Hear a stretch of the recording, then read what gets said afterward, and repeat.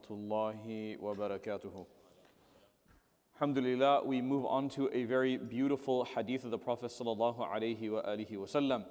This hadith is narrated by none other than Abdullah Nu'man ibn Bashir radiallahu ta'ala anhu, very famous companion of the Prophet sallallahu alaihi wasallam.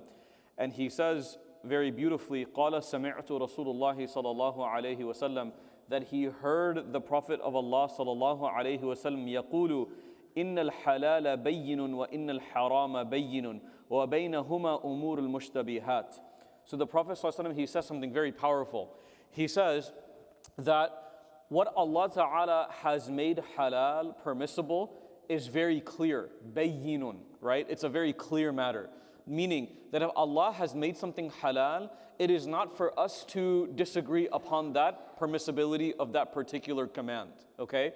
And then the Prophet ﷺ, he says, وَإِنَّ الْحَرَامَ بَيِّنٌ, that just like the permissible, Allah has made certain things clearly impermissible, okay? Both are very clear. So things that are permissible by nature are permissible because Allah Ta'ala and His Messenger have made it qata'an. Qata'an, by the way, in Arabic means definitive by nature. That there is no gray area in between what is haram and halal, meaning that whatever that's been diagnosed as permissible is as is, and haram is as is. And then the Prophet ﷺ, he says, وَبَيْنَهُمَا أُمُورٌ مُشْتَبِهَاتٌ. He says that in between these two, the halal and the haram, is an area of Islam that are called the umur al-mushtabihat, the matters that are better if avoided, okay? Matters that are doubtful, the mushtabihat, they bring about doubt within the heart of a person. And then the Prophet sallallahu alaihi wasallam, he says, لا يعلمهن كثير من الناس. He says, and the majority of people, they do not understand the mushtabihat, the matters of that which is doubtful, okay? And then the Prophet ﷺ, he says, thus, if a person, فَمَنَ اتَّقَى الشُّبُهَاتِ فَقَدَ اسْتَبْرَأَ لِدِينِهِ وَعِرْضِهِ. The Prophet ﷺ, he says, the one who avoids these mushtabihat, the doubtful matters, they clear themselves in regards لِدِينِهِ وَعِرْضِهِ.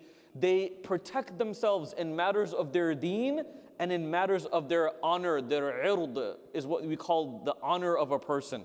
They protect their Islam and they protect their own honor. And then the Prophet ﷺ, he says here, وَمَنْ وَقَعَ فِي شُبُهَاتِ وَقَعَ فِي الْحَرَامِ. He says that a person who goes into the doubtful, they fall into that which is doubtful, they will eventually fall within what is impermissible. This is a very, very beautiful statement of the Prophet ﷺ. You see how the Prophet ﷺ, by the way, is so wise in terms of the way he understands the human psychology. He says, listen, you have what is okay and not okay. And then in the middle of those two, you have things that are doubtful. And a person who stays away from the doubtful, they have preserved their deen and their honor, meaning that they don't worry about those things that are doubtful because they stay towards the things that Allah has allowed. And by the way, fiqhan, in terms of Islamic fiqh, legal jurisprudence, the majority of our dunya is halal. We need to understand this. As Muslims sometimes, I'll be very honest with you, as Muslims sometimes, we in fact make things haram that Allah Ta'ala has not made haram. We do this a lot. We, in our own way of protecting ourselves, we say things are impermissible that Allah has by default made permissible. And by the way, this is a fiqh ruling, that if something is unknown to you, and if it is not clearly haram by nature, then what is the default understanding of that matter? It is halal. It's halal. But if there is something of doubt, the Prophet ﷺ, he says, leave it. Leave it because it's better for your deen, it's better for your honor, okay? And if a person continuously goes towards things that are doubtful, they go towards the mushtabihat, the Prophet ﷺ, he says, وَقَعَ فِي الْحَرَامِ. They will eventually fall into the haram. Why? Because they're constantly going towards that which is doubtful.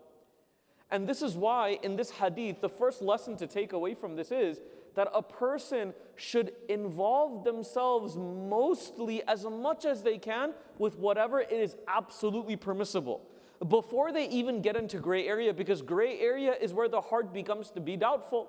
And so just because of this, the Prophet ﷺ, he says, كَالرَّاعِ يَرْعَى حَوْلَ الْحِمَى يُوشِكُ أَنْ يَرْتَعَ فِيهِ. He says, just like this, he says, like a shepherd who pastures his flock around a sanctuary, soon they will pasture themselves in it. Meaning if a person has animals around a haram, by the way, the word haram, it's interesting, right? Most of us, if I were to ask the general musallin, what is the definition of haram, right? Everybody would say what? Haram, impermissible, right? Like you can't do it. The word, and this is proof, by the way. What is the masjid in Mecca called? Masjid al-Haram, right? Masjid al-Haram. It's called the haram. Why? Because haram linguistically does not mean impermissible. Haram linguistically, lughan, it means a type of sanctuary. You are not supposed to transgress into the sanctuary, right? So, I'll give you an honest kind of evidence here. There are certain things that are haram in this dunya that will not be haram fil akhirah, correct? We understand this. There are lots of things like that. What does that mean? That means by nature, that thing is haram fi dunya bila akhirah, but is not haram in the hereafter.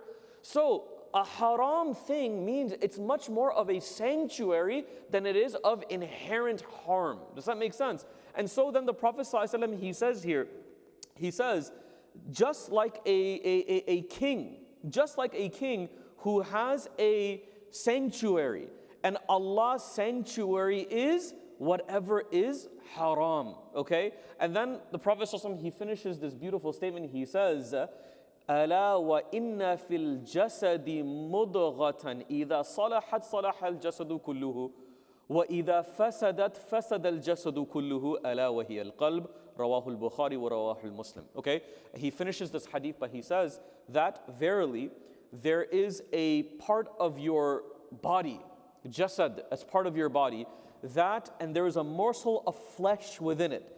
And he says, إذا صلحت,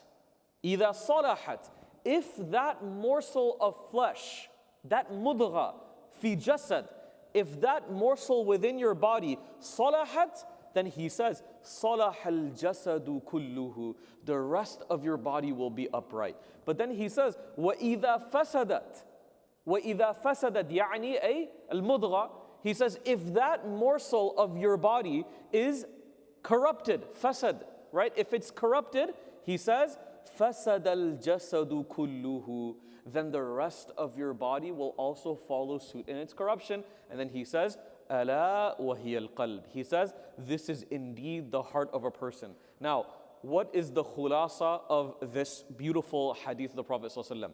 When it comes to the mushtabihat, there are three opinions that I'll share with you. The first opinion, the ulama, they say, is that all doubtful matters are haram. It's impermissible. Okay, that's what a portion of the ulama they say. If it is something that is doubtful and it will lead you to the haram, then it's better for you. It's to stay away from it completely. Therefore, they accept the ruling of haram. And I'll give you a very kind of technical academic, phrase that will help us understand this. There is a qa'ida in fiqh called sadd al-dhara'i'. Sadd al-dhara'i'. Sadd al-dhari'a basically means preventing means to something else. Sadd al-dhara'i', which basically is that something that is not inherently impermissible, that will lead to something impermissible, will also take the ruling of impermissibility. Want an example? I'll give you an example. Selling grapes, haram or halal? Halal. Yani it's halal. Selling grapes is halal. People do it all the time. People, if you're a farmer, if you're a person that works at a grocery store, whatever, right? But if you sell grapes to a known winemaker, some of the ulama will say, يعني haram. Why? Because you know that although the selling of the grapes is permissible, you are selling it to someone that you have definitive knowledge will use it to turn it into something impermissible. So some of the ulama, they say, sadd al-dhara'i' haram. This becomes impermissible. A second group of scholars, they say that all doubtful matters are by default jaiz. They are permissible, they are okay because Allah and His Messenger have not called them haram definitively.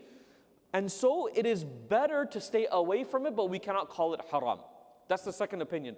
The third opinion, he says that because the Prophet ﷺ, he says, وَبَيْنَهُمَا الْمُشْتَبِهَاتِ, between the halal and the haram, there is a mushtabihat, there is a gray area, a doubtful area. It is not for us to say whether it is haram or halal, and it is for us to be quiet about. Sukut. Just be silent, right? And by the way, there's a very, very beautiful statement of the Prophet ﷺ, Man samata naja. A person who is silent is saved. Sometimes it's better to not have an opinion on something. Why? Because if we are regular Muslims who are following the opinions of ulama around us, it is better to take the trusted advice of a scholar who has dedicated their life to study the halal and the haram and the mushtabihat bainahuma, and it's better for you to save yourself instead of getting into the matters of the mushtabihat. And because at the ending, the Prophet ﷺ, he says what? He says, because there is verily a vessel within you, a part of you, a morsel of you, that if it is upright, the rest of your body will be upright. And if it is corrupted, the rest of your body will be corrupted. So if the person begins to expose their heart to things that are doubtful, eventually what does the Prophet ﷺ, he says, وَقَعَ فِي الْحَرَامِ, you will eventually fall into the impermissibility. So for your own heart, it's better for you to stay towards that which is permissible and permissible completely. Don't test your heart, Don't test your heart. Don't go into things that you know will try you and tempt you. Be closer to the halal than you are to the doubtful matters. Every human being, by the way, thinks that they can handle the pressure. Yeah, I can handle it. It's okay. I can handle it. It's fine. It's not a big deal. No. Every human being, the Prophet ﷺ knows this about human beings, and Allah Ta'ala in His hikmah knows this about human beings. The more you test your heart, the more you're inclined towards things that will cause you harm and stress. As Allah Ta'ala, He says in Surah Taha, مَا أَنزَلْنَا عَلَيْكَ الْقُرْآنَ لِتَشْقَى. We have not given you this Qur'an, this deen, this religion to cause distress to you. Rather, every amr of Allah and His Messenger is there to prevent difficulty for you. It's to lift off difficulty from your life. It's to prevent harm and heartbreak and tragedy and grief in your life. So stay towards what Allah Ta'ala has permitted and try your best to stay away from things that He has prohibited. And everything that is in between, ask a credible scholar for their opinion about it and then make your decision based upon it. But do not make a habit out of delving into the mushtabihat. That is what the main part of the hadith is saying, is don't make the mushtabihat something that is normal for you. Make the halal normal for you. Make the haram, staying away from it, normal for you. And a part of the gray area, do not dabble within it, because a person who makes their mushtabihat, their permissible, then they actually, subhanAllah, don't understand what halal and haram end up being. And I'll end with this, inshaAllah. Some of the Sahaba used to say that I used to make my sunnah fard upon myself. They used to say it. They used to say, I used to make my sunnah fard upon myself. Not that it is fard kulliha. It's not fard upon the jama'ah. Obviously, your 2 raka'at is not fard after Maghrib. But the Sahaba used to say, I used to make my own sunnah obligatory upon me. Because if I had that mentality, then how do you think I treated my fara'id? How do you think I treated my obligations in my life? And how do you think I treated the things that are haram? I stayed away from them very, very carefully. So may Allah Ta'ala allow us to be people who are caretakers of our hearts, and we watch for our hearts, and we ask Allah Subhanahu wa Ta'ala to allow us to be people who are very, very cautious of the bounds that Allah Ta'ala has given us. And we ask Allah Subhanahu wa Ta'ala to allow us to learn from the example of the Messenger of Allah Sallallahu Alaihi Wasallam. And we ask Allah Subhanahu wa Ta'ala to forgive us and accept from us. Ameen ya Rabbil Alameen. Subhanaka Allahumma wa bihamdika wa nashhadu an la ilaha illa anta nastaghfiruka wa natubu ilayk. Wa jazakumullahu khairan wa assalamu alaikum wa rahmatullah.